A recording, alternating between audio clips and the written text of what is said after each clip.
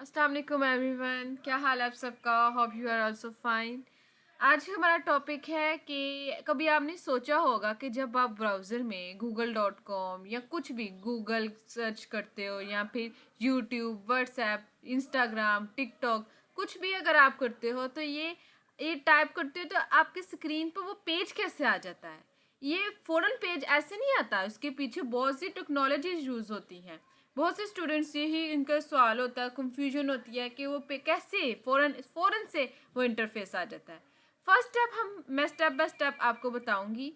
First step ये होगा कि हम यूआरएल जो है, हम यूज़र जो है, कोई भी यूआरएल जो आप ओपन करना चाहते हो, फॉर एग्जांपल मैं गूगल ओपन करना चाहती हूँ तो मैं उधर लिखूंगी google.com, ये यूआरएल होगा हमारे पास।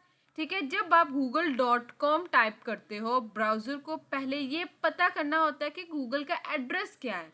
सबसे पहले उसको चाहिए होता है एड्रेस। हर वेबसाइट का एक एड्रेस होता है, आईपी एड्रेस।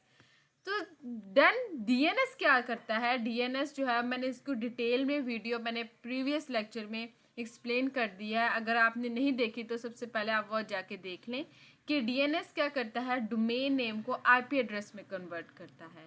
ये डोमेन नेम जो होता है, जो हमने वेबसाइट खोलनी होती है, गूगल, यूट्यूब, जो मर्जी, मैं तो गूगल कर रही हूँ, तो ये गूगल जो होगा ये हमारे पास डोमेन नेम होगा और ये होता है आईपी एड्रेस।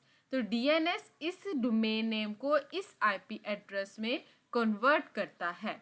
सेकंड स्टेप ये होता है। थर्ड क्या होगा कि रिक्वेस्ट भेजना। सबसे पहले ही अब सर्वर होगा तो सर्वर उस रिक्वेस्ट को, क्लाइंट की रिक्वेस्ट को एक्सेप्ट करेगा, फिर ही तो वो सर्विसेज प्रोवाइड करेगा अपनी। तो फिर आईपी एड्रेस मिलते ही, जब ये आईपी एड्रेस मिलता है, ये मिलते ही क्या करेगा, गूगल को सर्वर को भेजेगा। गूगल के सर्वर को भेजता है वो आईपी एड्रेस। ये रिक्वेस्ट इंटरनेट के राउटर्स और नेटवर्क डिवाइस से ट्रैवल करती है।